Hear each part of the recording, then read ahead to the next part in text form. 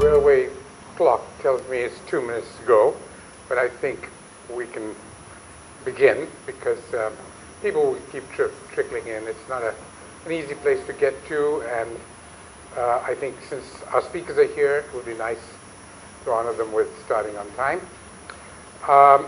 My name is Ashok Khosla. I work here in Development Alternatives, and I'm really glad to see so many of you come and find a little time for us.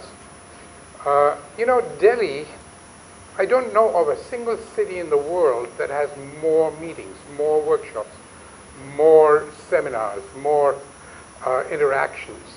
India International Center, Habitat Center, you name it, the Constitution Club. Every day there's something going on. And sometimes one wonders whether anybody does any work here. But even more important than that, one wonders how much one can go on repeating the same stuff over and over again. So when my colleagues came to me and suggested that we have this series of meetings, that was the question I asked them. Do we really need another one? Are we really so short of platforms and forums to share ideas? And we got to talking, and we came to the conclusion that while there is a great deal of toing and froing and talking and sharing ideas, they are largely confined to the here and now. What is the political situation? What is happening in the economy? What's going on right now? There's very, very little in our surroundings that's concerned with the kind of world that our children are going to live in, the kind of world that we are going to live in the next decade, 2 decades, 3 decades. So I got persuaded by them that we ought really to have a little forum, a little place outside the mainstream that can think about the bigger issues, planetary issues, national issues on a longer term scale, issues that affect and are affected by the policies that we make today. They are issues that we have to be concerned with, but very few forums really allow the space for those kinds of issues to be discussed. And then, of course, there was the whole question of the dimensionality of our conversations. There's so many things in our country that are either yes or no, black or white, up or down, right or left, but very few that really deal with the complexities of the kinds of forces at work that determine our lives, the kinds of forums where you can talk about the good things and the not so good things as being things that have to be dealt with in a way that's adult and real. Today I was working on a paper on what is called the nexus, the relationship, the interactions between food, water, energy, land, and climate change and environment. And it occurred to me that so many of our policies in government, made by government, in the best of intentions, with the best of intent, are counterproductive for other very vital social objectives, goals. So we now need platforms of this kind, and the Trialogue is basically one such platform. We hope there would be many others. But every month we've been meeting here, particularly young people whose world it is that we're discussing, and giving them an opportunity to share their ideas, their fears, their hopes, their aspirations, and to be able to see whether we can redesign the future to be one that will be good for everyone. In a country where almost 3 out of 4 people got left behind, got basically very little of the terrific progress that was made over the last 65 years, one cannot be satisfied with the way things are going. So we need forums where you can discuss the more complex, the more systemic, the more structural issues as well. So from dialogue, we want to go to trilogue, so that we can discuss not just the dilemmas, but the trilemmas. And hopefully, we can work up something beyond a dialectic, something we might call a trialectic, of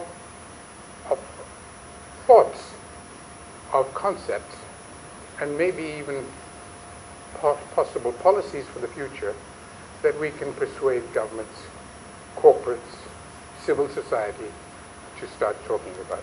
So that's why we're here, to really look at longer-term issues, systemic issues, nexus issues, all of which are so complex that we never have time to think about them properly. And that's why we wanted so many of you younger people to be here, because it is your world and it's your future that we need now to start giving a little thought to. You know, until 30, 40 years ago, the world's economy was based on the concept that resources are infinite, that you can keep on growing in terms of numbers, in terms of consumption patterns, in terms of the demands you make on Mother Earth forever. Perpetual growth was what all our policies have been based on. Well, about 42 years ago, there was a book published called The Limits to Growth. Some of you may have heard of it. I hope some of you read it. Which said, no, you can't do that anymore. If you do look at the analytical consequences, do analyze the consequences of that kind of growth on a finite resource base, then it no longer is possible to go on growing forever. That's, you know, it's pretty obvious that you can't have infinite growth on a finite resource base, but it wasn't obvious until some people came along and asked that question. But over those 42 years, this question had kind of gone dormant for at least 20, 30 years, until about the year 2000, people said, oh, the Club of Rome, which published that report, were nice people, but they got it all wrong. Look, our economies are growing and growing and growing, and nothing bad has happened. Well, that's no longer true. By the year 2000, it was pretty obvious that our resource base was having a problem, our sinks for our wastes were having a problem, we were creating huge changes in the whole planetary system, and we had entered an age which has a geological term of its own now in the last 10, 14, 15 years. It's called the Anthropocene. The Anthropocene is the first geological era in 4.5 billion years when one species can actually change the way the Earth functions. It can actually have such an influence on it that it can end life on Earth. One species, Homo sapiens. So Anthropocene is, in a sense, the background in which we're having this discussion. These trialogues, we had 4 of them so far. The first one was on the whole very vexing issue of how to go beyond the concept of growth, of perpetual growth, economic growth, demographic growth, whatever growth. And it was a very, very interesting session in which we basically started a discussion on what are the kinds of things we've got to do to understand that that's not enough. The second one was on the principles which underlie our policy making. Principles which we often forget. Principles like living in harmony with nature. Principles like the precautionary principle, not to do something that could violate the basis of life, that could have irreversible impacts. These are issues that are very fundamental. The third one was essentially on the national consequences of planetary phenomena like climate change and biodiversity loss and species extinction and so on. And the fourth one, the last one, was on decoupling. How do we bring about a world in which we can reduce the reliance of our economy and our society on the growing use of resources. The decoupling one was basically one that started us into a whole new dialogue on what is modernity. How do we define a good life? Do we have to have more and more, or can we redefine our lives to be more and more? So these were the issues that came up over that period. So these were 4 trialogues which were primarily to do with developing our design of a better future. Today, we're starting out for the next few trialogues on how do you implement it? What do you have to do to bring about? It's time for discussions on what is a good life have to come to an end at some point, or at least they need to lead to something else. And today we start talking about how do we actually bring it about. So we have 3 very eminent speakers today, and I don't really need to introduce them. Dr. Ramasami is just retired a month ago from being Secretary, Ministry of Science and Technology. He was the longest serving secretary in the government of India, for science and technology at least, and maybe for anything. He was there for, 8 years, and has done a terrific job, and we had a wonderful relationship with him as an organization. Subir Gokarn, whom all of you know, is now in the Brookings Institute, which has an outfit in India, and before that was Deputy Governor of the Reserve Bank. And of course, all of you know Jairam Ramesh because he's been in the papers more than most people have, so I don't have to introduce him too much, and I want to really save the time for all of them. I would really like them to spend a few minutes, whatever time they want, to give us a little overview on what I've just sort of introduced. And then it's going to be a conversation with all of us, them included, and we'll try and make our points briefly so that we can actually have a good interaction. So if I do interrupt anyone, it's not because I don't think you're saying something of great value. It's simply that we need a conversation that keeps going. So may I start with the technology part? We're going to look at the interactions of these 3 sets of issues: technology, economics and finance, which has a huge impact, and governance. Governance, the institutions by which we lay down the rules and make them and obey them and make them happen. So we're going to go in this order. If I may ask Dr. Ramasami to give us a little idea about how technology could really make a difference in bringing about the decoupling, the kind of sustainable future that we're all trying to bring about. Thank you. Thank you, Dr. Khosla. Little did I realize that technology will get sort of a space ahead of other economics and other things. I thought the technology will come at the very end. And I probably will paraphrase it in a different way. Probably prior to the Industrial Revolution, where intensive production became the norm of the world, probably the world was not categorized as developing and developed. In some sense, the technology itself, as a kind of an inadvertent negative consequence, might have created certain asymmetries in the manner in which the resources were used and deployed. There's a proverb in Tamil: if you have to remove thorn, you have to use a thorn to take this away. So perhaps the reason why Ashok talked about technology as an element in the discussion is to ask the question: do we have the right grammar of technology for meeting the challenges of the world as a whole and country in particular.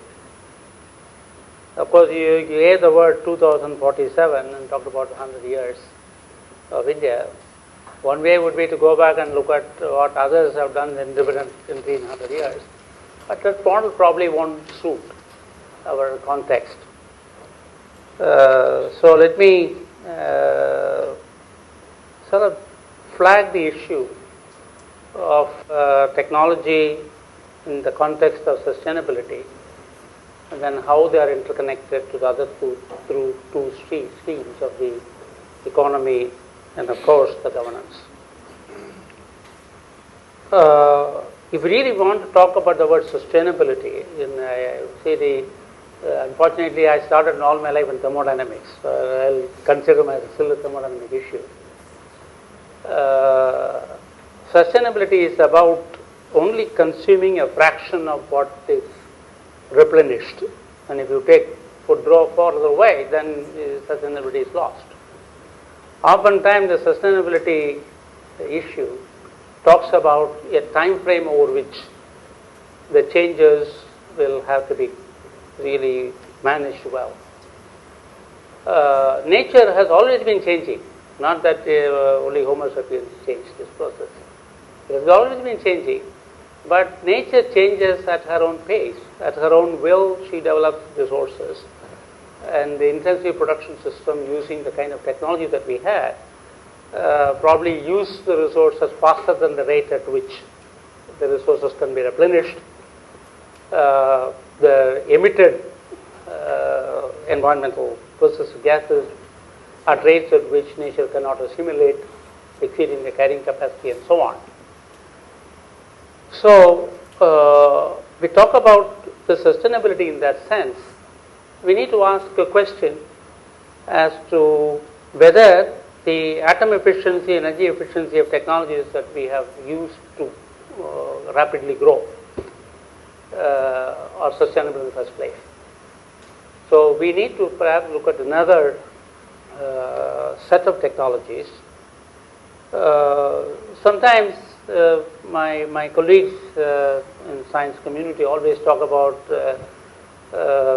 in the US invest $415 billion, we invest small money and so on. I keep telling resource constraint situation is an advantage, especially in a sustainable situation. Resource constraint forces us to do a material optimization, cost optimization, and so on. In fact, this affordable innovation that people talk about, frugal innovation, all that, in some sense, is a hardwired nature of the Indian psyche to optimize materials by using such technologies which would use it more efficiently. And in this sense, of course, the very important question that was talked about, if technology had created divides and asymmetries globally, could you use the technology to again bridge those areas?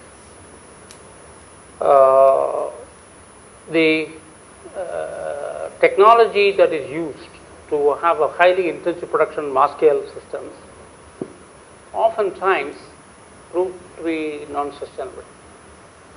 First of all, the resources are decentralized, natural resources are decentralized, and you collect them, bring them to a common place, produce them in large scale, produce a product and take it back again. And then the whole growth process was based on how much material you consume, the consumption derived rather than value derived. So this model of economy of scale model for a technology system is one kind.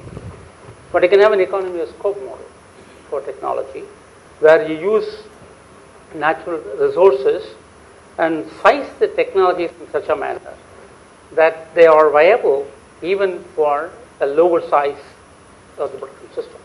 So right sizing of technologies for decentralized production, for decentralized consumption is again another grammar that one could perhaps consider as important enough.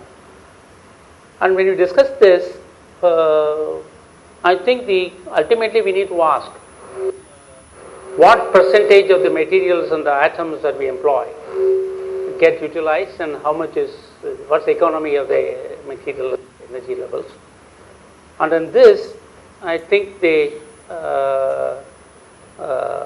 at least our ecosystem, in terms of knowledge system, are ideally positioned because we have resource constraints in some form, some residual idealism that exists among younger people, which is again an important issue. Because eventually, if technology has to bring about the sustainability, the access to technology is a very important issue. What divides the urban-rural setting or a developing setting is essentially access to technology. Natural endowments are in favor of rural setting and developing country setting. But man-made systems, infrastructure, market, capital, and technology are not designed. So in that sense, some experiments have been performed in my own circles where we can right-size the technologies and downsize them if necessary and increase the access of technologies to a larger number of people and make sure that the raw material resource that you have is optimally used and emissions are reduced, recycling process is done more effectively. More recently, I've done one small experiment we have done, is to really take the water cycle. We had mapped 26 different water challenges in this country in 49 locations, clusters, and take a population of about 20,000 people and look at that 20,000 people. What is their energy demand, water demand, and how do you conserve them, including the recycling and renovation processes. Therefore, in one sense, technology in that area has to be seen as a component of a value add to raw material. Raw material is available, and the raw material, natural resource is there, then you have a labor, you have a capital, and when you add technology, you will have value add to that material. So far, the technology has been driven by the private good and market value add in terms of market.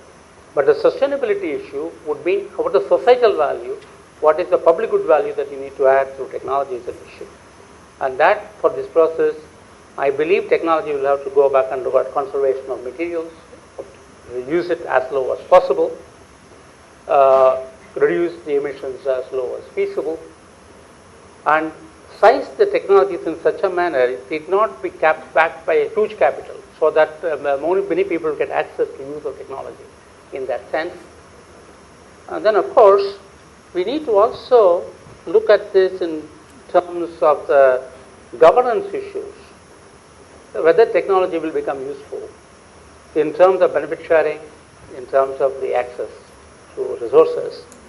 And in this, now talk about information technology, this only area to talk about. When we brought this national data sharing access policy, saying all government-owned data must be known to everybody, it is to increase the access in some form.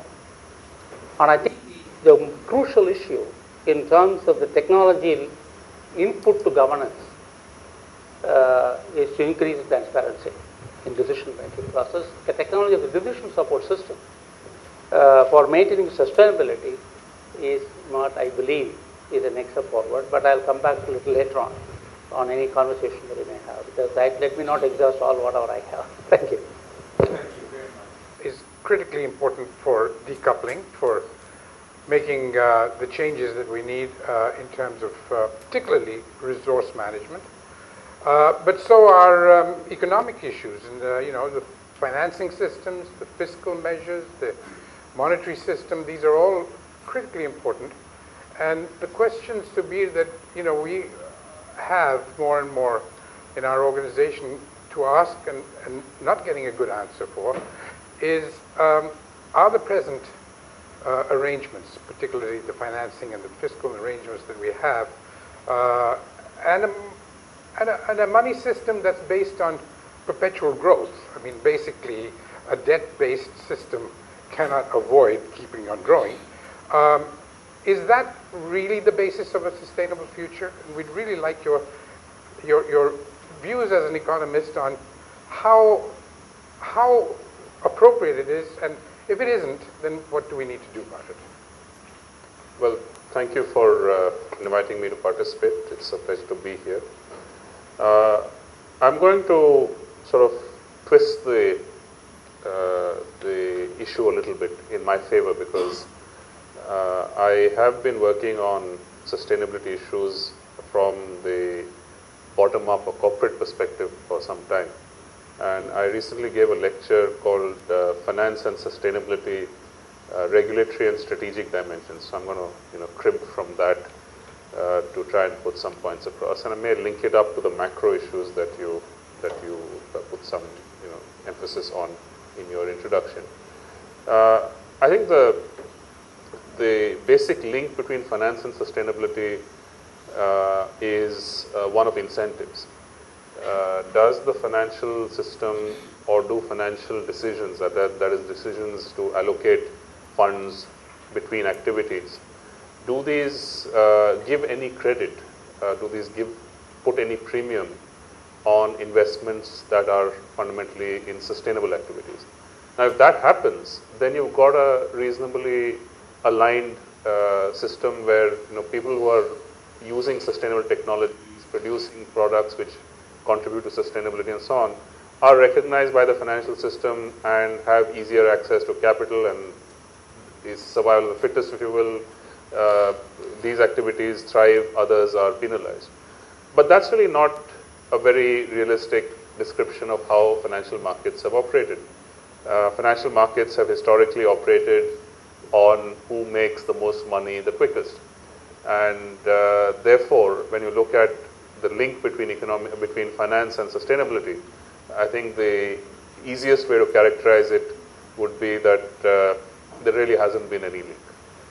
Now, this of course is a very, I think, limited characterization, because over time, people have come to realize, and this has happened in a variety of contexts, that while in the short term, profitability is the key driver of capital allocation, over time, companies that have not practiced sustainability in some fashion, and I will define sustainability here as the trilogue, if you will, nice appropriate description, environmental issues, social issues, and governance issues. So, in a sense, they define the triangle. And that if you didn't really look beyond the shareholders' interest and to the other stakeholders' interests, whether it is the future generation in the form of environment, or the community at large, your customers, your suppliers, whoever else, that your business model was at risk. And particularly as in the US, as litigation became a key risk to companies, you really started to work on the presumption that, hey, look, this is not just about profits, you have to take care of the other stakeholders as well. Now, this was pressure coming from the system, and somewhere, I suppose, finance had to recognize this. Over time, there was, I think, a sort of movement towards trying to standardize these ideas into what one might call a set of protocols. That is, look, let's make explicit the responsibilities, if you will, of different stakeholders towards sustainability. And it's a very important sort of building block of how financial markets and financial decisions have started to internalize concerns about sustainability into practice, into a practical set of rules. This is by no means universal, but I think it is a growing movement, and I think it is important for us to recognize that it is through this sort of formality, this framework, that the two become more and more closely aligned with each other. So let me just talk a little bit about the building blocks of this. And there are four pillars.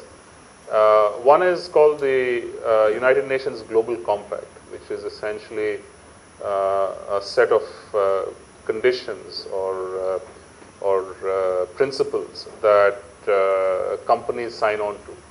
This was started in 2000, and as of last year, there were 8,000 companies around the world that had signed on to this, and about 4,000 civil society organizations were also signatories. I have a number somewhere about Indian companies. I can't find it in the. Yeah, India has 150 companies signatories to this, and it's the 13th largest country in terms of number of companies. Now, there's a set of principles that defines, the commitment of companies to sustainability, human rights, labor standards, environment issues, anti-corruption, and this is fairly straightforward stuff. And the definition of corporate sustainability that the compact uses is that, and I'm quoting, a company's delivery of long-term value in financial, social, environmental, and ethical terms. So this is sort of triple bottom line. You heard the term, but this is trying to formalize and standardize this concept. Every year, a global corporate sustainability report is published, which basically tracks the performance of companies on these various indicators. So that's one pillar. Second pillar relates to the responsibilities of companies in terms of transparency. It's called the Global Reporting Initiative. It basically requires companies to go beyond the standard annual report format, which reports on financial performance, and report on the triple bottom line framework. There are about 5,700 companies last year that published this. 80 Indian companies publish these reports now. And this is, I think, a very rich picture of corporate commitments to other stakeholders other than shareholders, which is what the annual report and the statement of accounts usually does.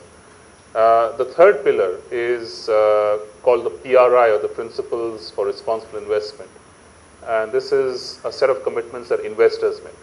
So if you're investing money into a company as a mutual fund or a pension fund or whoever, if you sign on to this, you are undertaking that you will only invest in companies that follow certain sustainability principles, and those principles are essentially, uniform or common across this. Not a hell of a lot of money here in this, in the signatories. Many organizations actually run funds that are signatories to this, and also funds that are not, because that gives them choice. But total amount managed by signatories to this, about 2.2 trillion globally last year. Small proportion of total global assets, but not an insignificant number. The fourth is the Equator Principles. I was always puzzled as to why they were called the Equator Principles, and apparently somebody came up with the bright idea that these apply uniformly north and south of the equator. Now, it's about as lame an explanation as I've ever come across, but let's take it. But this applies to banks. This applies to banks using sustainability principles to evaluate their borrowers' creditworthiness. This is a very challenging set of propositions for India because of the various mandates that Indian banks have to deal with. So there's been general reluctance to sign on to this. 76 globally, and one of them is from India. So has not made much progress, and I can understand from the banking perspective why this is so challenging. So if we are to look at this framework as a combination, there's a compact which links companies to certain principles and also requires them to declare their performance and to sort of assess their performance, self-assess their performance in terms of those principles.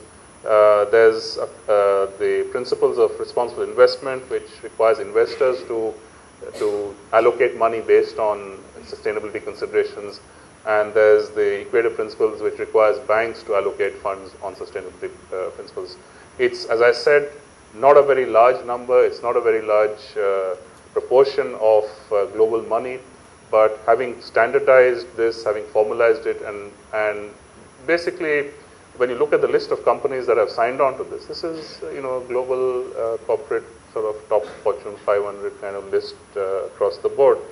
And this is really, I think, the starting point of moving from conscience-driven or what I call atonement-driven CSR type activity to now alignment-driven CSR, which is the recognition that sustainability is actually good business practice.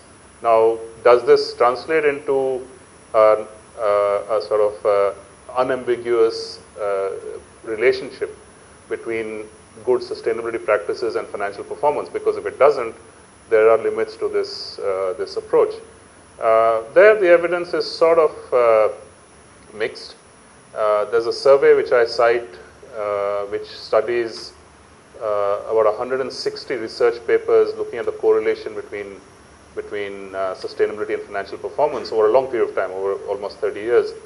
About 80% show a positive correlation between sustainability and financial performance. Sorry?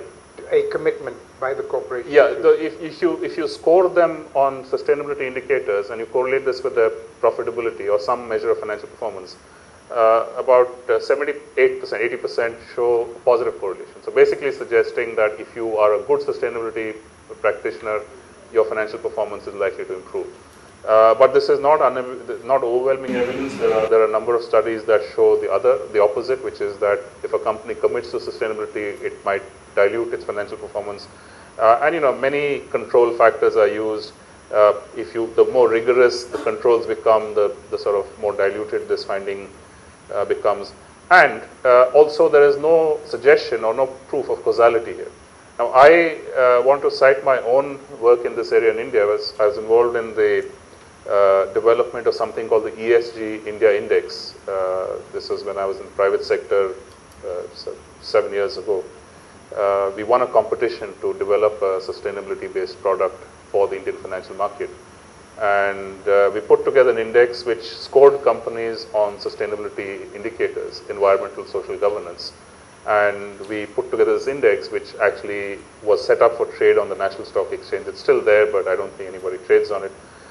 Interestingly, about 35 of the first list of companies that we had in this index, the first basket, were also in the Nifty, that is the market cap based index. So this would suggest that the larger companies in India typically have some alignment already built in. They are good practitioners of governance, they are good practitioners of environmental management, they are good practitioners sensitive to the community or the social environment. The other 15 were companies that sort of came out of the pack and displaced the companies in the Nifty.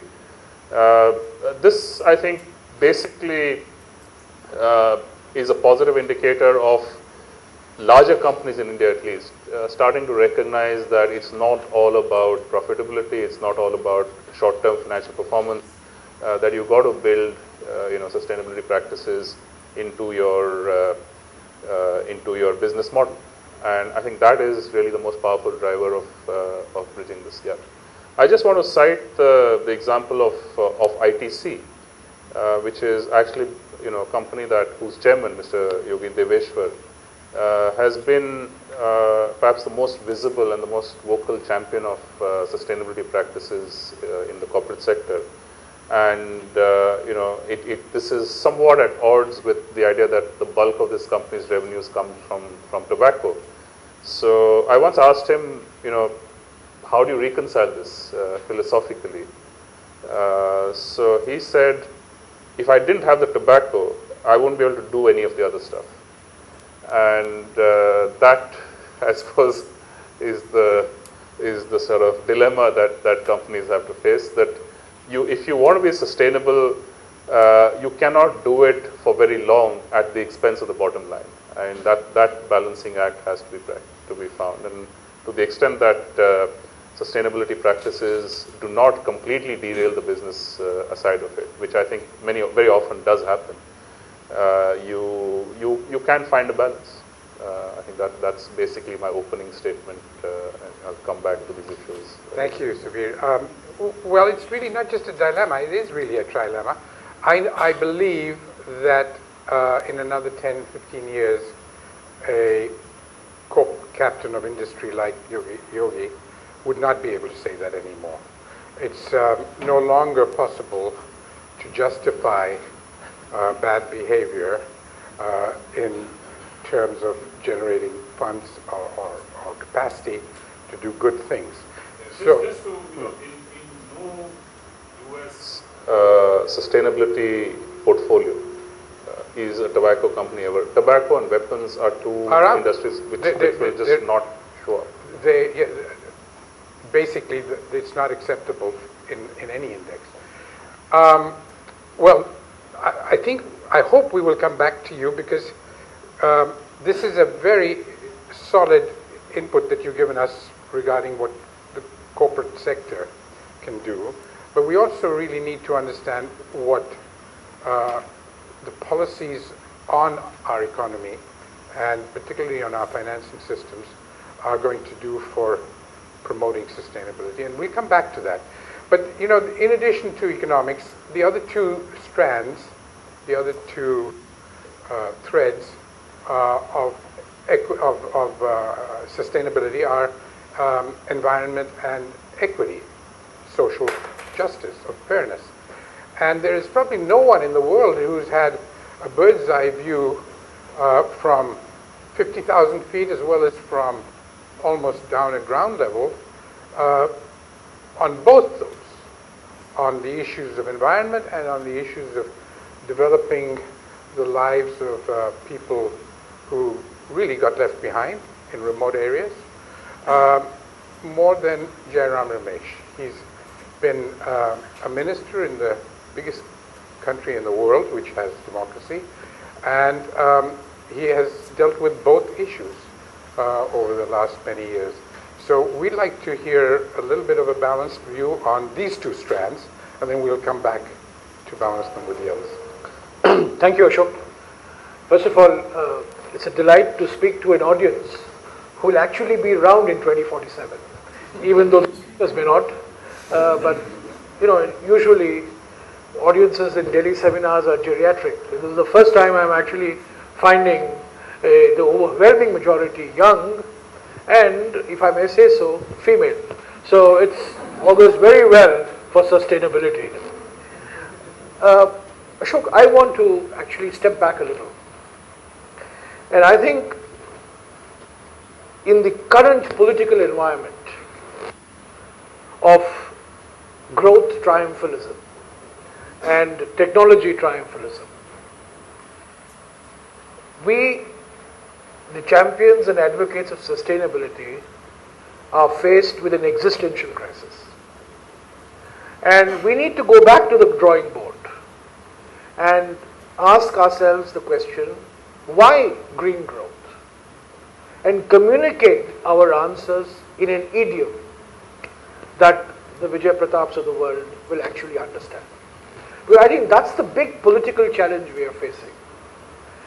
You and I understand sustainability. All of us understand the imperatives of sustainability. But with this great growth mania now going to overtake us in the next couple of years, aided by technology determinism, I think the big issue is to go back to basics, go back to fundamentals, and ask ourselves, why green growth, why sustainability, and use that as a platform for integrating both growth as well as environmental issues. Let me suggest to you that we really have not made our case for green growth in the way it should have been, in a way that the political establishment would actually internalize and diffuse through the system. Green growth, to many people, is seen to be some plot to keep India in a state of perpetual poverty and backwardness. I mean, I faced this for the last 8 years. In Parliament, outside Parliament, in my party, outside my party, across multiple constituencies, the word green growth is a red rag. You know? Green growth means you want to keep us poor, you want to keep us backward, you want us to be a third world country for perpetuity. So I think, let me suggest to you why India has to be an exception to the growth now, pay later model. All countries in the world have followed the grow now, pay later model. The United States pioneered this. The Chinese perfected it. The Brazilians are also on this trajectory. And India is also very much on this trajectory. But why should India alone be an exception, other than the fact that we had Mahatma Gandhi? What is the reason why India should be an exception to this grow now, pay later model? And I would suggest to you there are 4 very hard reasons. These are quantifiable reasons why we should be an exception. The first is demographic. By 2047, even if all people in this room stop reproducing, our population will be 1.7 billion. That is our demographic karma. We are going to add 400 to 500 million people in the next 30 to 40 years. Our population is going to be 1.7 billion by 2050. The most conservative estimates. This at a time when most countries are going to face population declines. Japan, Russia, Germany, and the United States and UK are saved by population declines because of immigration from the subcontinent. If immigration stops, their population will also start declining. So the demographic imperative that we are going to be adding a third of our current population in the next 30 years is one first pressing reason why we should be an exception.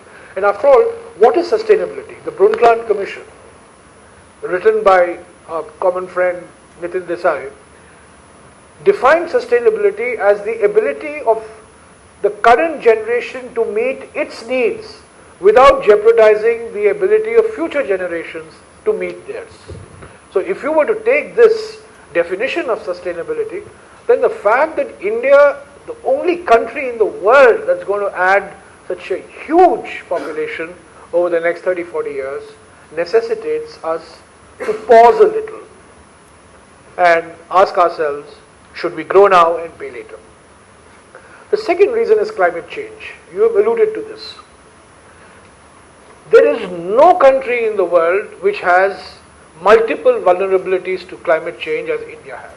Forget Maldives and Bangladesh. India has the most vulnerabilities across multiple dimensions. We are still dependent on the monsoon. We are dependent on the glaciers for water security. We have 300 million people living in coastal areas vulnerable to increase in mean sea levels. And most of our natural resources, which is required to fuel an economic transformation, is located in our forest areas. So the more you extract the natural resources, the more you're going to deforest and further complicate the climate change issue. Not many countries in the world, in fact I would say no country in the world. Each country has one of these four dimensions, but India has vulnerabilities across each of these four dimensions. And therefore, the climate change imperative is the second reason why we should be an exception.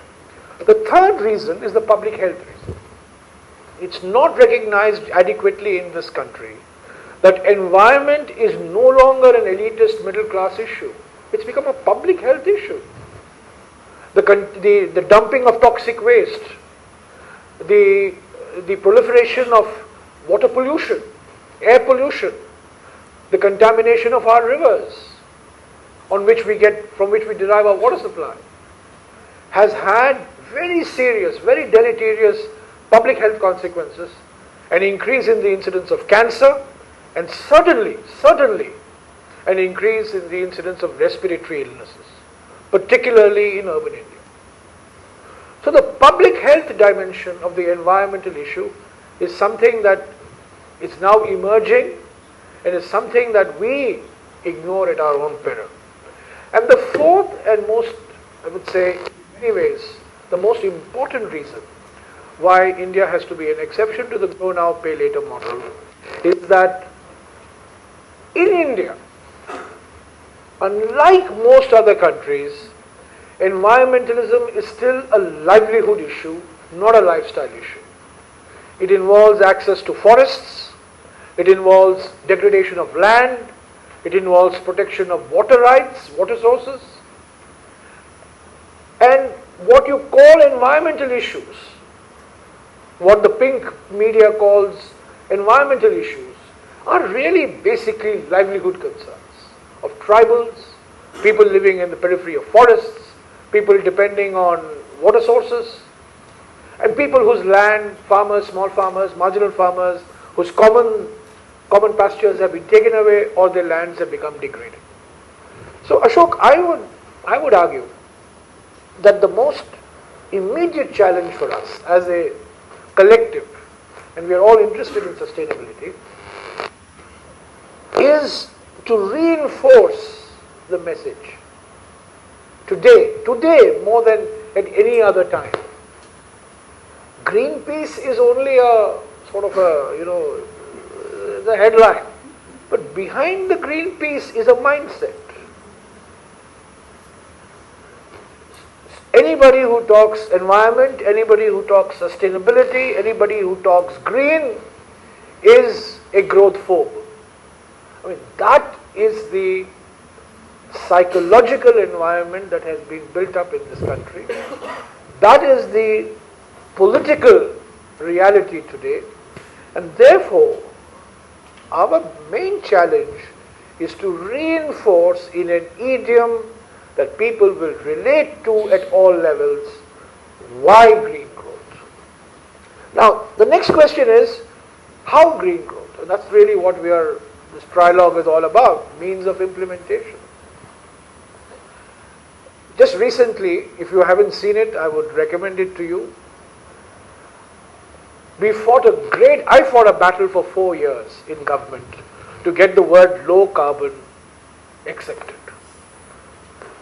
There was a lot of resistance within government and from some of our friends in civil society and many of our media colleagues that the word low carbon should not be used in the Indian context because, India is a developing country. We've got every right we've got carbon space out there, and we've got every right to pollute. And, our reproductive profligacy ensures that on a per capita level, we are lowest in everything. We are lowest in chewing gum consumption, lowest in soft drink consumption, and lowest in emissions also. So it's a no-brainer, right? On per capita, we are the lowest, and therefore we have much to go. So low carbon growth, the choices that you make in agriculture, in industry, in transport, in construction. The Planning Commission has just issued the report of its expert committee on low carbon growth, answering the question that you raised. How do you decouple pollution and emissions from economic growth? Can you grow at 8% over the next 10 years and still not absolute emission levels, but at least relative emissions intensity vis-a-vis GDP? Can it come down by 20 to 25%? And in fact, this committee has argued very persuasively, sector-wise, the type of investment choices that you make, the type of technology choices that you make, will enable you with today's technology. And I'll give you a very simple example. In a couple of days from now, the entire Ministry of Environment and Forests is going to move into its new building in Jorbag. And if those of you who haven't seen it, I'd request you to go and see it. It's India's greenest building. In fact, when I was in the minister, I sent a team to DA here. They spent 3-4 hours talking to Ashok and his colleagues and how do we design India's greenest building? That building has reduced air conditioning load from 1,000 tons to 500 tons by the use of geothermal technology. That building is generating 1 megawatt of power. Doesn't depend on power supply from the grid. That's a choice. That's an example of a choice that you make. Another example of a choice that we need to make, mandatory fuel efficiency standards. Do we or do we not want mandatory fuel efficiency standards? Because that would drive the type of technology that would be used in the transportation sector. So I think India today is ripe for making these types of choices. Not on the basis of technologies 20 years from now, but on the basis of today's technologies. And I would argue that if we are able to make these choices in these 4-5 sectors that I talked about and have the right type of economic policies, when you can't have huge urea subsidies and expect conservation in the use of urea. You can't give free power and expect electricity to be used efficiently.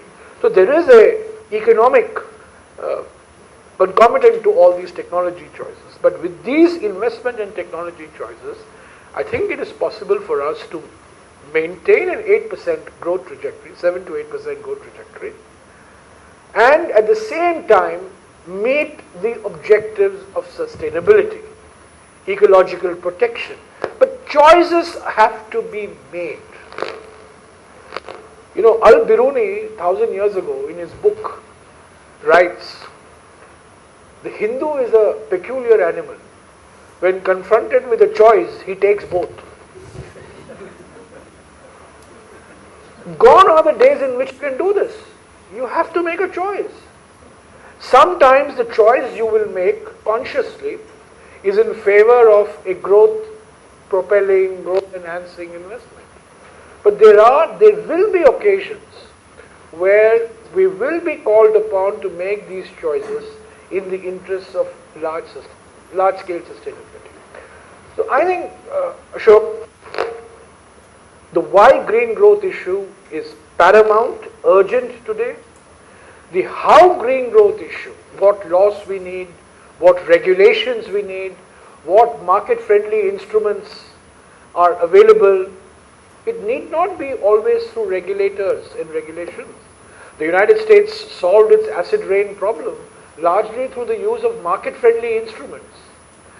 So I don't think the word market should be an anathema to the sustainability community.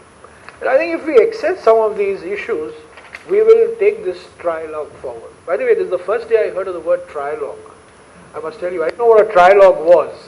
And 3 people involved in a dialogue is a trialogue. So, but thank you for getting me here, and I hope that we'll come back to you in a minute. Yeah, thanks. Thank you, Jairam. That's really very powerful reinforcement of many of the things that we've been worrying about.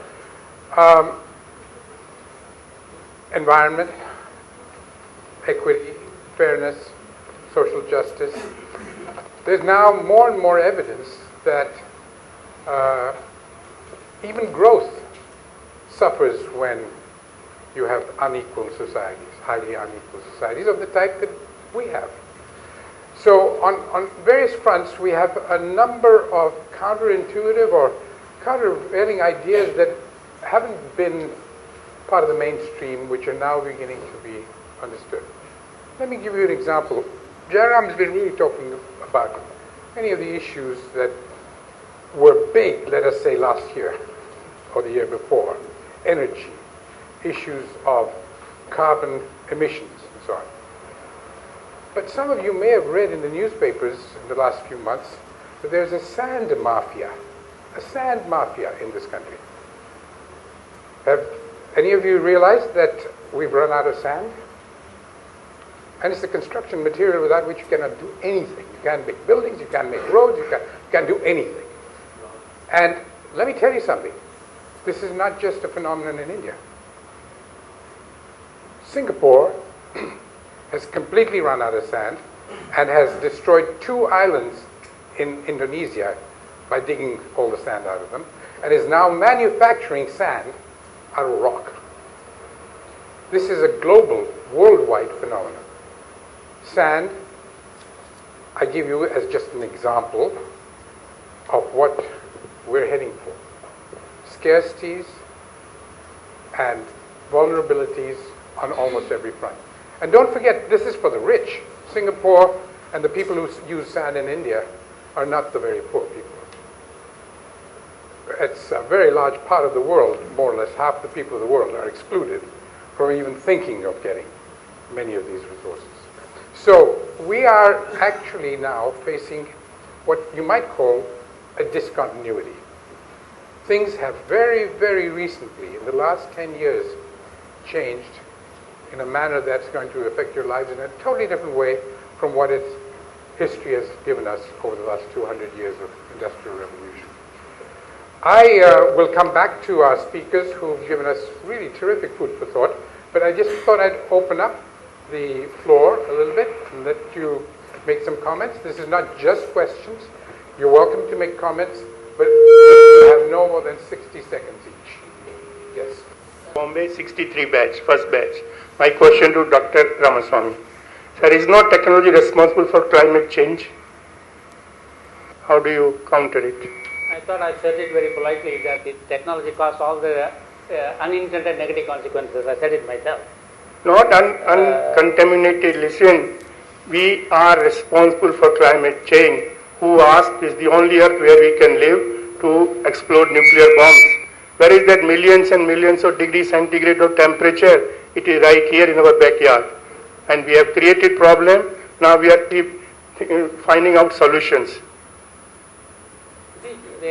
I think we look at a little broader and a consequence. Fundamentally, very intense, I talked about atom efficiency, energy efficiency in technology systems of industrial production being low. And as a consequence, I first use the word, a different grammar for technology is required. Very, very politely. And a vocabulary too. But And a vocabulary also. they fundamentally, the climate change has many dimensions, and there is of course a contribution from the misjudgment and choice of technologies as well. Fundamentally, however, the any intensive production revolutionary growth will have this problem, and technology added to that. And what Jairam talked about is an evolutionary change which is sustainable within nature, and there are technologies as well. So it's more of a technology choice rather than technology being responsible. The choice of technology is made by you and me, but technology by itself is not the cause. There are technologies which are useful, which could perhaps avoided them, and I think we have to make those choices. And as Ramesh pointed out, we make choice of both. Therefore, that's a problem. So, can I just take over from this last question? I think for 200 years we've been pursuing technology. But by and large today, the technology is driven by the market. It's invention for the sake of invention. 100 cell phones, 100 PlayStations, whatever you like. Now, what the question that he raises is, why haven't we learned from nature, production system of nature, the waste? Everything is completely recycled. Nobody stops scientists like us to do this, but we've never done it because we've been driven. So what I'm trying to say is technology is responsible, and it is our lack of wisdom. We only invent for the sake of invention without any wisdom. And we need to make these technologies non-invasive and perennial, and we cannot afford to, as Jairam said, put the waste on the planet and take out everything from the biosphere. That's the end of life for everything. So I sort of completely agree with you. But one more thing I wanted to put as a debating point here is that this whole idea of growth. See, where are you going to learn from? If you learn from evolution, if you learn from your own self, you keep yourself as a living being in a steady state. Temperature, pressure, trace elements, everything. With a little bit of energy input, which is food. Now, the planet has been doing that for a long time, and that's how it's sustained 3 billion years. What that you must realize that economics is not the issue here. The issue is that we need solutions. And we haven't got solutions at all. And one of the policy solutions that you need is that you should have a healthy, steady state, not growth. You just need a healthy, steady state. And actually, I just want to say that finally we have to talk solutions. So once we have non-invasive technologies, and I can talk about a few later if there's time, then we'll be on the right track, but we've been on the wrong track all along. I would like to make, starting from the whole issue of building in sustainability within business models. What I logically fail to understand, why should there be a choice? I mean, this is mandatory. This, and the fact that we are even saying, I mean, yeah, because industry is big, industry is powerful, but the fact is that this should be mandatory. Just as we are now asking for mandatory green procurement from public sector or other such things, personally maybe the mandatory environmental regulations are too low as far as we are concerned, and we are allowing industry to run away with, So that's one, and we are now asking them to look at it and volunteer into these varied commitments, make it a better business sense, because soon the natural resources, the costing of it and internalizing those costs of pollution or resources is becoming difficult. But I think as a core principle, it sort of jars. if we take it from that, I mean, if you look at the whole issue of the commitments into investments, you were talking about the principle for that, wherein should then be a commitment for investment into the right sizing of technology or into proliferation of right sized technology? Should that not be part of the kind of things that investors would sign into? And on the other end, if we are looking at environment becoming an environment being those 4 pillars that Jairam spoke about just now, why is environment the purview of the MOEF? It is the basic principle for all policy making across. And therefore, how do we get horizontal integration? We've been talking about vertical integration in planning, bottom up, top down, but this whole issue of horizontal integration, which is critical if you want to look at sustainability. So, these are the sort of spaces and how we can get these going. So, the next 30 years will be a period when India would experience its demographic dividend, right? That is a very large working age to dependent ratio. So, don't you think the grow now, pay later strategy is in good judgment for at least the next 30 years? We'll come back to the speakers in a minute. Yes? As parents, we try to plan for our children for 20, 21 years. As a nation, we have a 5-year planning. Jairam may have some answer. Maybe, what is the better choice? Is it 5 years better than 20 years, or should we plan for our children 21 years, help them become capable citizens who begin to think differently? I believe if you can't let our children on the street in 5 years, why do we not begin to think in terms of getting out of Mahalanobis framework, something given to us long time back? Korea took us framework and abandoned it. Why do we stick to something? What is the sacrosanct nature of this 5-year planning? Why can't we begin to think long term? Thank you, Ashok, for 40-year perspective. That's what brought me here today. Thanks so much. Thank you. Pat? My point's already been touched upon, but I thought I would reinforce it because I found it very difficult to reconcile key messages coming out from the opening remarks on the technology side and the finance side. Given that there was very little time, what I heard was that sustainability will be driven by large corporations in large measure. And on the technology side, what I heard very, very clearly was that we need to right size, have the right scale of technology, probably small. I mean, if you're looking at solutions like building houses or pure drinking water or electricity, we need to, make sure that the solutions are scaled more appropriately, and also that the unit of ownership for any kind of operation that delivers those would also have to be smaller. Now, how do we reconcile these two? Because on the one hand, it is correct, that massive amounts of investment are needed. There are large pools of capital sitting, in private hands, in sovereign wealth funds, in multilateral institutions, so on and so forth. And yet somehow that with technology, expertise, etc., has to flow to entities that are much smaller in scale. Is there a connect there? Because I think, if we're talking about means of implementation, what I heard from the first two speakers was that is a problem that we'll have to crack.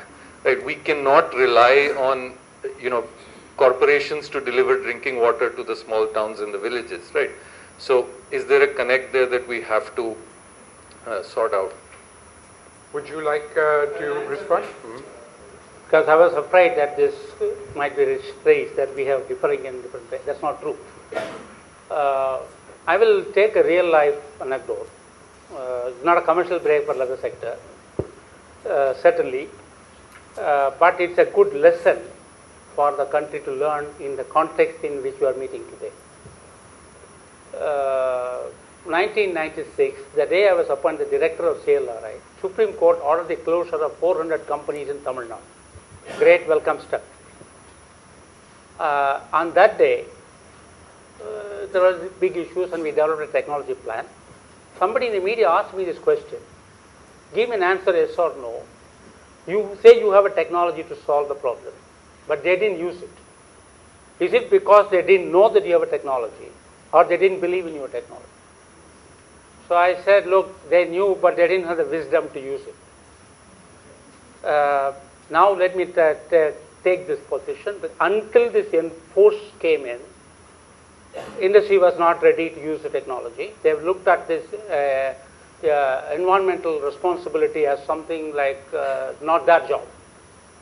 It was the case. The industry struggled at that time.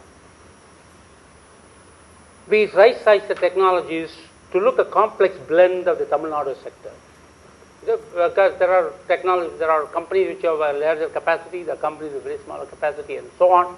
So we gave a basket of technologies to fit into each system. And we had 764 companies being helped out by 148 people in the period of 9 months. And we got technologies in place for all the 764 of them. That was 97. Now, interestingly, from there they moved on, and the Tamil Nadu leather industry moved into this 100% compliance with waste treatment norms.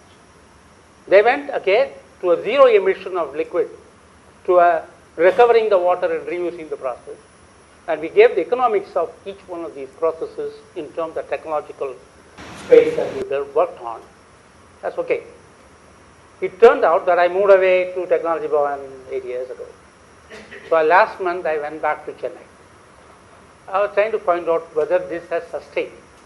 It turned out that that industry, leather sector in Tamil Nadu, had grown at 31% in the last economic year in terms of exports. When I left, it was 11,000 crore. They had 38,000 crore this year. And this year, they had 29%, in this May month, 29% increase as a growth. Then I was asking whether they are complying with this waste treatment norms or not. Today is a conversation. I will reveal to you certain secrets which are not done to the industry at that time. As soon as the positions that the environmental technology were positioned, I suspected they may not use it. So what I did was I asked Cho's Tuklak system whether there was somebody who had any Tamil magazine had a reporter in these 8 towns, and we found one.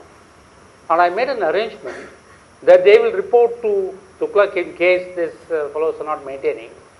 And they will inform my sister-in-law without revealing the victim. And I maintained for 10 years of ensuring that they maintain those norms. Such an individual, when we went back this time, it turned out that industry itself has recognized that by doing this environmental regulatory processes, their market share has increased in the world level. Make more money. And therefore, when I left Leather Institute, India's realization from unit value as a country was half of the global average. Today, 2.7 times the global average. And those of them who comply with these environmental regulation system norms are performing better than those which are in other parts of the country. I won't name the places. Therefore, what I'm trying to communicate, even at small levels, the cluster-based models, if a technology is correctly selected and chosen, there is a real life case in this country where the growth and the environmental sustainability are not divergent. Let me not use the word they are together, but at least they are not divergent. This is a real life case. So I don't think there is a difference in the perceptions of the economic issue and the technology issue. Subir, did you want to... I want to address the issue of mandates and the sort of saying that comes to mind when I hear the word mandate is the expression, the road to hell is paved with good intentions. Now, mandates are dangerous instruments. I don't think we can view sustainability as one against the other, something being forced. We are all very familiar with the ease with which mandates can be bypassed or sidestepped. Unless there is a basic buy-in to the concept and to the practices across the stakeholder community, sustainability is not possible, and by definition, I think. Let me give you 2 examples which I think are illustrative of this, and why mandates themselves can only play a very limited role. when I was in the Reserve Bank, I was asked to come and speak to the carbon emissions subcommittee of the Indian Banks Association. So I've basically been an advocate of sustainability and equator principles and so on in my past life, or pre-RBI life. And I was talking to somebody about my going to this group and talking about sustainability. And this friend of mine said, just give up all that rubbish. Nobody's going to listen to you. Just tell them a simple thing, that bankers should stop wearing suits and turn up the ambient air temperature by 3 degrees. That's all they need to do to contribute to carbon saving. So I thought it was a great idea because it made complete sense. It's very practical, and suits are a waste. So I went there and I made the statement. And bankers typically treat anything that deputy governors say with great reverence. Even if they're behind your back, they tell you, they say what rubbish are you talking. To your face, they'll take everything you say with great seriousness. So they didn't know whether I was joking or I was being serious. And I said, look, I'm being completely serious, and this is what you need to do. Fortunately, Japan has kind of set an example now after the Fukushima the catastrophe. But why do bankers wear suits? I have no idea why they wear suits. And I kept hounding the chairman of this subcommittee. Every few weeks I would see him and I said, have you done this? And he said, yeah, back office, we manage, but client facing, we can't. It's a conventional. People don't take you seriously if you don't wear suits, and so on and so on. Jairam, of course, went one step further and dropped the graduation gowns, probably also a climate change friendly move. The other is more serious. If we evaluate our success, economic success in terms of sectors over the last 20 years, virtually everybody would put IT as, if not number one, certainly the top 3. But has anybody looked at the carbon footprint of the IT sector? It involves moving enormous numbers of people long distances in badly maintained SUVs. Now, you can't think of a higher carbon footprint than a badly maintained SUV traveling, an average of 200 kilometers a day. But that is what the competitiveness of our IT sector has come from. It has come from the fact that you've needed to substitute or find a way to bypass the absence of reasonable public transport, because if people can't get to their stations on time, your business model breaks down. So what are we, what's the trade-off here? Can we mandate saying, hey, look, your software should have a limit on carbon footprint, which means you can't use your 6-year-old Taveras or whatever to move people, which would kill the industry, no question. No, or do you say, look, this is a reality which where you're balancing out, the growth imperative, and we've got to get public transport, yes, but we don't have it yet, and is this the way the industry? So I think there is many issues here which mandates can't solve. I think practices are important, self-regulation, commitments, and showing and sort of living up to those commitments is important. So are these companies moving towards more energy efficient vehicles to transport their workforce? What are they doing internally with respect to environment, green buildings, as Jairam is saying?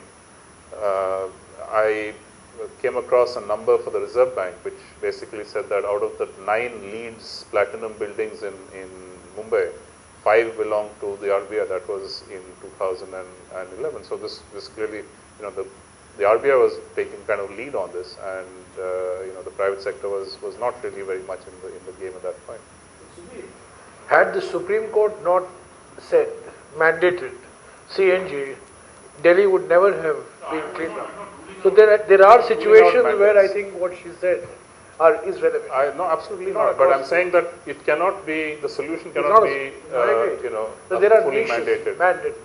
So regulations and mandates have their role, and you've given good examples. But ultimately, it doesn't take a lot of imagination to get systems that help you get the price right. I mean, there's no reason why badly maintained SUVs should not be taxed. There's no reason why labor should be taxed a lot less. There's no reason why waste should be taxed a lot more. There's no reason why resource consumption, the way we're going, should not be taxed out of existence. I mean, there are many things we can do, and these are market-based. So mandate is only one aspect of that, and I think the kind of imagination needed to find ways which are really very, very benign and market-based and good, and probably find you the most efficient outcomes, are things that our governments have not been able to come up with. I think if you can have regulations without regulators, you have solved much of your problem. And regulations without regulators is not a pipe dream. It is possible. I mean, emissions permits is a perfectly time-tested instrument by which governments impose, set standards, set regulations, mandate, but the instruments are not an army of inspectors. I think our problem is regulation result in an army of regulators who by definition are rent seekers, and they bring bad name to the regulations. That's the unfortunate part. George. We are getting the main question. In a country where 72% of children in villages, you go and see cooking in villages, these 5 or 10-year-old automobile, they are sent to UP. So how do you We won't let them duck that question. We'll come right back to it in a minute. Just one more question from George, and I'll come back. Question to all three of you, actually. And I'll start. You gave, Jairam, you gave a very powerful argument in terms of the 4 reasons why India should be different. However, this would at best convince the politician, the public servant, frankly, no to the captain of industry, which is a prime driver. And Subir, I'm going to take what you just referred to as example of what Yogi said. Last week, GRI was having their 7th anniversary in Bombay, 180 countries, and we actually went through how these guys are actually grappling with stuff. Okay, that's the truth. The reporting is there, reasonably good, but the guys are grappling. And let's look at the Yogi example. He can afford to be environmentally more sustainable because of the cross-subsidy possible from tobacco. That's the fact. Similarly, of this 180 guys, the top 50, which you said is the top 35 of the Nifty, they want to be global players, so they are managing their portfolio by the cross-subsidy of the earnings from the overseas markets. The truth of the matter, therefore, is there is still no hard evidence in context. So the question being, the challenge, how do we do full cost accounting? Nobody wants to accept this, whether in government or in industry, nobody wants to look at full cost. Because if we do long-term full cost accounting, the hard evidence would come out, and you tried, they scuttled you, and I think it will be useful for sharing the experience. Similarly, frankly, there is technology available, but it's in the hands of the few. The question from a public policy perspective is, why can't we build something called the technology bank, which has been flaunted up and down? Globally, it is there between the industrialized and the developing world. Within India, if you look at it, between the haves and the have-nots, why can't we create the what is the hindrance to this? So the 2 questions to all 3 of you. I would focus more on the, because we talked about technology, we talked about finance, we touched a little bit about governance, but maybe some more answers on governance, and this might be a very kind of a stale question coming on the implementation aspects of it, maybe of the schemes, the instruments which are already there. Jairam said in this last kind of remarks that we need market-based instruments. Subir, in his opening remarks, you said that the overlap between sustainability and finance are the incentives. we have kind of, we have tried instruments like tools of environmental fiscal reforms like subsidies and taxes, and we have a very good scheme called as, subsidy for setting up common effluent treatment plants. And we have been talking about mainly about the large corporate, but I think the growth engine would be the SMEs, the small and medium enterprises, and that would also be the pollution engines. So that scheme has a technology in terms of common effluent treatment plant. That scheme has a financial incentive as to whatever is your pollution discharge, you pay according to the pollution discharge. You have the norm set up. There is a push from the kind of, there's a mandate and a push in terms of incentives, but still that scheme hasn't picked up. I think there, in terms of implementation, in terms of governance, we need to find answers. We again have clusters like we talked about the leather cluster. We also have clusters in other states like Uttar Pradesh. We have the famous Kanpur leather cluster. We have the foundry clusters. And if we overlap these kind of things, we would see that there is, these clusters overlap with states or with regions which have normally been with some kind of a governance deficit. So what kind of, measures would you suggest in terms of better implementation of such kind of, instruments which are already there, which are tried and tested for environmental fiscal reform, so that these schemes are better implemented and we have a kind of, person from the executive as well as the legislative who have that kind of experience could throw some light upon this? I was just, I think someone touched upon this briefly about how India's population is growing and we have a demographic transition and stuff. But while it is a strain on the natural resources, I think that that's also a huge opportunity for the coming generations. And I'm sure a lot of people in this room would share that view that there's this huge pool of human resources that could contribute in a very positive manner to the development of the country and sustainable growth. And I was really hoping to hear more from the speakers through that lens, and what exactly, like if there are any concrete steps or if there's a vision for each of you in your areas of expertise as to how to incorporate this this pool of human resources, which is going to come your way in any case, like in the next 20, 30 years. I'm going to sort of agree with the human resource issue and the idea that the demographic is going to be increasing stupendously in the coming futures. But this is great for economy, isn't it? It's about demand and supply. If we can somehow educate the demand, can we not expect an educated supply? So for example, you have a population where there is very little awareness about environmental issues. If in the next 20, 30 years, we're able to, in some way, percolate the attention to environment, the demand is going to be from people demanding better products that are sustainable. And the industries will have to comply because that's where the money is coming in. So can't we put things into place, whether it's through governance or with other policies, where it's about bringing issues of environment to the person who's peeing into the street, at every corner. He is not concerned about the environment. His kids are not concerned about the environment. Is it possible to somehow break this conversation about this very high-handed agenda into something which everyday people can understand and respond to in a responsible citizen, as a responsible citizen of a country? It's the so-called experts who guide technologies, who once, when they are viewing a problem, try to box it and create solutions without looking at the unintended consequences. Therefore, there are experts who probably only job is to increase agricultural productivity without thinking about how water is going to be used. So just the thought that, it's not only the government which is siloed, it's also the experts in the development field which are siloed. This is with regard to the point on choices at a macro level and with regard to what ma'am said about we making a choice. So the change that we could bring about is to begin at home. For example, switch off, not waste water, recycle every bit of paper that we have, switch off electricity. And these little things would actually serve to reduce our carbon footprint. Preferring public transport than just using your car or maybe switching on the AC every time the entire day. We don't need the AC the entire day.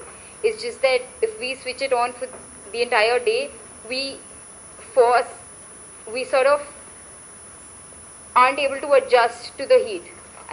We as human beings are wired to adjust to various forms of the environment. So I think these changes at a micro level, these choices at a micro level will actually bring about the change and not just policy making and blame games happening all over. I have 3 speakers, 2 of whom are repeats and very short. 10 seconds. Every factory owner has to get a certificate from Pollution Control Board. What they have done, which I observed, they will dug an 8-inch pipe within their premises, buy a high-speed boiler pump, put all their liquids in that, and tell them there is no effluent from my factory. So he did not pay any bribe to the Pollution Control Board. What is the consequences?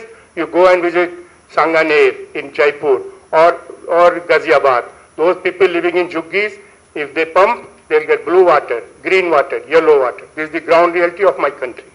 Are you sure they don't have to pay a bribe? That we want to address. And part of the issue is that the system that is currently structured is that there's a growing nexus between industry and politicians. And this is a problem not just in India. My question to the panelists is, do we actually have the will to address this growing nexus? And if so, how? It's just a repeat. I want to make a statement here. I want to say that we do not have any technology that is going to solve these problems right now. The world is not heading in that direction at all. That is, it is heading towards an apocalypse. I agree with you and what Jairam is saying about demography. But where I don't agree with Jairam is that this green building requires a huge amount of capital expenditure. Right? Now, if you look at Delhi, somebody did a little experiment in Delhi that if you go to the Deer Park and you go to the ITO, there's an 8 or 9 degree difference in temperature just because of trees. And there are many ways. You can use insulation without putting all these piping from the ground, geothermal energy. What I'm saying is that really there is an immense problem with technology. It's a fundamental problem that it is not non-invasive. It does not have wisdom. It just has invention. Well, so I just want to focus on that one. I mean, the other part on the economics and the steady state, maybe we can talk over. I fear that 1.5 hours, 90 minutes is not enough for a trialogue. We're just beginning to touch the surface of the issues. And remember that we've only touched on 2/3 of them. We haven't touched on the issues of equity, poverty, social injustice, and all the issues that actually are the most fundamental parts of sustainability. We've talked about environment a bit. We've talked a little bit about the economics and financing. We talked a little bit about technology, but the fundamental issues of this country got left behind. So it sounds to me as if we're going to have another trialogue, part 2, on the same subject, because we've got to deal really seriously with the fact that there are an unacceptable number of poor people in our country who are completely marginalized, left out of the mainstream economy. Even 1 is an unacceptable number, but we happen to be running into the hundreds of millions. So that is something we did not have time to discuss. I think we can't really leave it forever, so we're going to have to invite you back for that.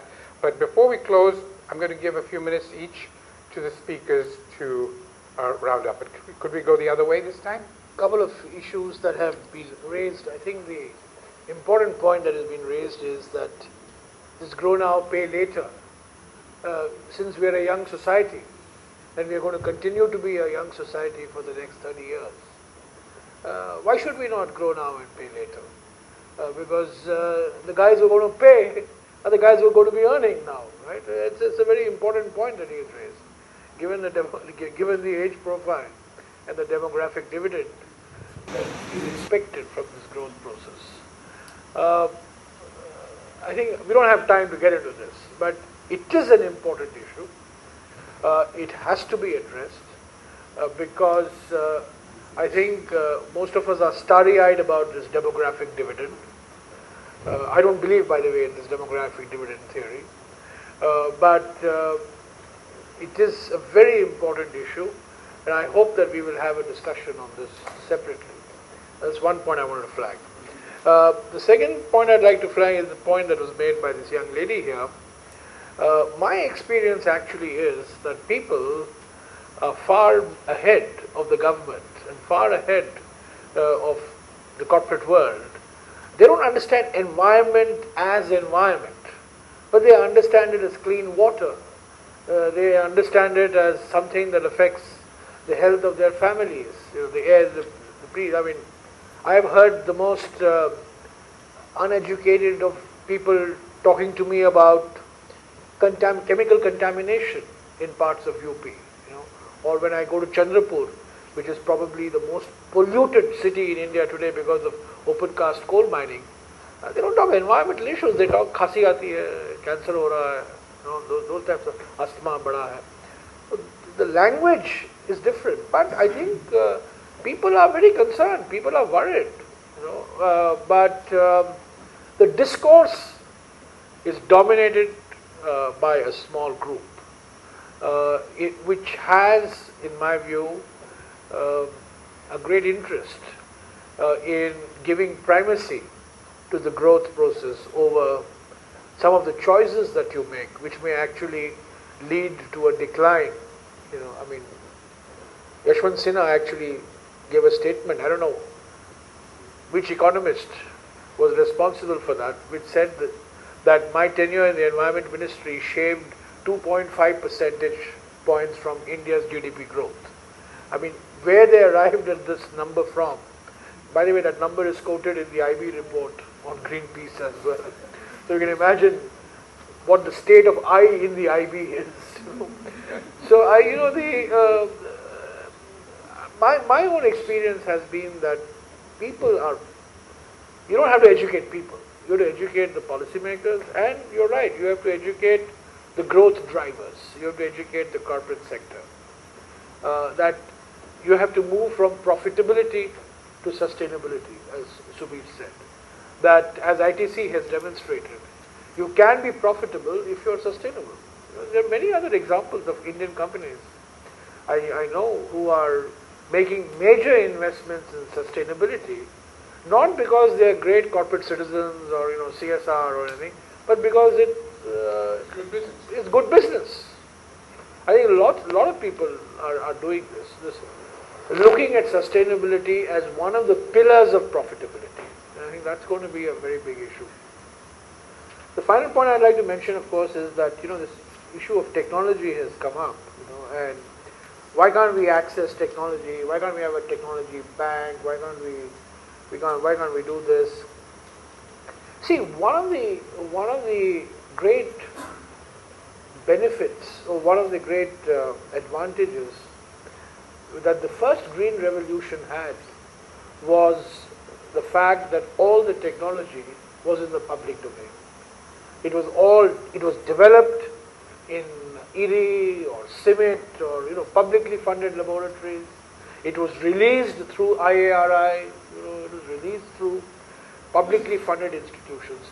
So the technology, the entire technology cycle was in the public domain, which made issues of equity and access easier to deal with. But over a period of time, the appetite for technology investments in the public domain has come down very substantially. And today, if you're talking of a second green revolution based on biotechnology, for example, almost all the research is in the private domain, and almost all the research is not only in the private domain, but in one company. That's even worse. So I think, this technology issue is a little more complicated than technology may be available. The question is, where is it available? On what terms is it available? And even if you can have access to that technology, can we tweak it in order to meet our own requirements? One of my regrets is that actually, Dr. Siddharth is here, one of my regrets is in many of these areas of green technology, India was a world leader 30 years ago. I mean, not many people, many of you must have been born in the early 80s, not many people know that we had a thing called NASPET, if you remember, the solar photovoltaic program in the early 80s, which was the envy of the world. No other country in the world had the level of commitment and investment in solar energy that India had, or wind energy that India had. And 30 years later, we find that we are buying technology from the Chinese or the Americans or the Spanish or the Danish. So one of the great disadvantages that I see is that technology investments in India are linked with the price of oil. The price of oil shoots up. Dr. Ramasami becomes the man everybody runs to. When price of oil falls, nobody cares about him because technology is available. So we need to look at technology investment as a strategic area, decouple it, de-link it from the price of oil, and make investments because nobody else is going to make these investments. And nobody is going to give you this technology, by the way. I mean, this notion that there is a bank and technology is available to you, that is a simplistic notion. Nobody is going to give you the technology even if you want it. So many of these areas on environment, on energy, these are issues on which India has to make major investments. Why has India not made an investment in clean coal? We have the world's third largest coal reserves and we have the world's dirtiest coal. So why can't India be a world leader in the use of clean coal? It's something that we've grappled with for the last 30 years, but we have not made any progress so far in this. So these are difficult issues, Ashok, but I think we need to address them as we go along. Thank you. Subir? I just want to try and extract a sort of common theme through many of these comments and not really get into specific responses. So I think what is critical, and it's a fundamental issue of definition and semantics, which is, to me, the basic principle of sustainability is the alignment of interests across stakeholders. And it is not just a matter of, alignment at one point in time. It's a dynamic, long-term alignment. Now, that's, when you start to look at it in those terms, firstly, you have to recognize that it is a process of convergence. It is not an event where, one day you have sustainability, next day or one day you don't have it, next day you do. This process is helped by certain actions by private agents, by civil society, by government, by global institutions, and it is hindered by certain practices from all these stakeholders. So I think it's important for us to recognize that there is a dynamism here, there is an evolution, there are mistakes going to be made, there are conflicts that are going to arise, and eventually there has to be enough willingness on the part of each group of stakeholders, whether it's private companies, whether it's tobacco companies or chemical companies or oil companies. Governments are, whether they're trading off very short-term kind of priorities with somewhat longer-term considerations. Civil society is clearly a stake. Is it very rigid? Is it more accommodative? Does it see the balancing act that's necessary? Technology suppliers or technology creators, where do they see their technology? Is it to be held exclusively? Does intellectual property have some sort of public dimension to it? It's not a smooth process. It's not a predictable process. But I think it is a process in motion at this point. And the more the pressure mounts, both from an sort of internal sense of a crisis or catastrophe, and from the hard evidence on it, I think the more compulsion there is for this alignment to take place. Now, whether it happens quickly enough to save the world from meltdown or it doesn't, I think is not something I can predict. But what I will say is that a discussion like this really reflects the fact that you are moving from conflict and standoffs to some sort of middle ground, which I think is absolutely critical. Thank you. Well, the way I look at technology is very contextual. Science may be geopolitically neutral, but technology has to be referenced to the social context. When we discuss technology in a broader sense, we are approximating a huge level, which is difficult. So when we talk about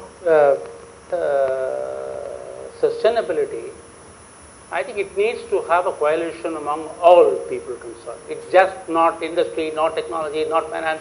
It has to have a synthesis of priority of coalition.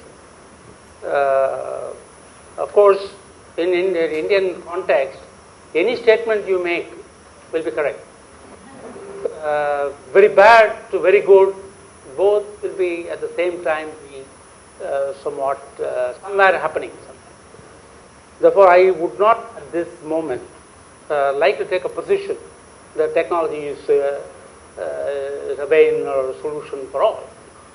But I believe, taking the cue from Mr. Jairam Ramesh, the large population is also in some sense a constraint, because the raw material or the natural resource available per person becomes restrictive, and therefore the social behavior in Indian context is created where the resource itself will limit in many places. I mean, there are people who have limited water, they use water better. Therefore, we have to now go back and look at the sustainability argument. And I sincerely believe that the technology solutions are not going to come from anywhere else. It is not a question of buying, it is not about IPR and so on, because the social context in which we are positioned is very different from the context in which the technology talk about today will happen. Therefore, there has to be a necessary referencing to our context. And I think it is important that we invest in young people and make them participate in essentially referencing this use of resource, where the technology is a component in this process. And I think we seem to think that the people outside this room are not as aware of environment as we are. That may not be true. It may be the language and the grammar are different, but they are. In fact, one of the actions that we have done is to create 10 thematic groups in this country, in different places, I won't name all of them, to look for the technology ranking and technology assessment for the carbon footprint and the sustainability argument on a longer term. I think we need to ask not the choice of grow now, pay later. Grow now, pay within means on a long term. And I think we have to pay. There is a growth, there is a pay. The question is pay within means. That's why I talked about sustainability argument. We need to ask how much resource we take out of nature and what's the replenishment rate. And wherever the replenishment does not take place, I think we need to have technologies to reuse, recycle and bring it back. For example, steel. We have to come back and reuse it. Therefore, this capability we have to build within our younger group of people who will be running the country in 2047. Therefore, I believe the wisdom of the ancient civilization, which is trying to become a country. India is not a country. India is not a nation, because no human emotion connects India. No governance principle is accepted by everybody. It's still a civilization. We have to bring the civilization and legacy into it, and I believe the technology that I'm familiar with it. There are several, in fact, clean coal technology. The first breakthrough happened in this country in 1954, and nobody used it. So the guy had to disappear. Therefore, we have to have an internal capacity to generate it on our own. I will leave it at that. Thank you. Thank you. I'm going to invite you for a bite to eat downstairs in a minute. But I just thought I'd share with you 2 or 3 reactions. I've had a lot, but the question of a demographic dividend is one that really worries me. The demographic dividend has a way of evaporating in 25 years. You may be young now, but you won't be young forever. And it's within our lifetimes that we will pay the costs. Now, this pay the costs later, I think Jairam didn't tell you the whole truth. The costs that we're going to pay later are not like credit card costs. You buy something for $10 today, you pay next month $10, and you know where you are. The costs that he's talking about may be 100, maybe 1,000 times more than you are expecting. When climate changes, when species disappear, when you can't get a drug for your child's blood cancer, when what happens 30 years from now, when you come to pay the costs of your of your benefits today. You don't realize it, but they're going to be huge. So it's not simply a transaction of deferring costs. It's deferring a huge, exponentially growing cost to the future. And it may be you or your children, but it won't be much further than that they will be huge costs. So I think one really ought to understand the gravity of that statement. It's not simply like having a credit card, idiom, metaphor. It's much worse than that. The technology issues, there's unquestionably a need for a great country like ours. It may not be possible for Maldives or for Burkina Faso to do the same. They may have to do it regionally, but there's no question that a country like ours has to make a major investment in research and in science. It's something that we've never been able to bring ourselves to accept verbally. Pandit Nehru, all the prime ministers, they all come on January 2nd to the Science Congress and they say, we're going to give you 2% of GDP, but nothing ever happens.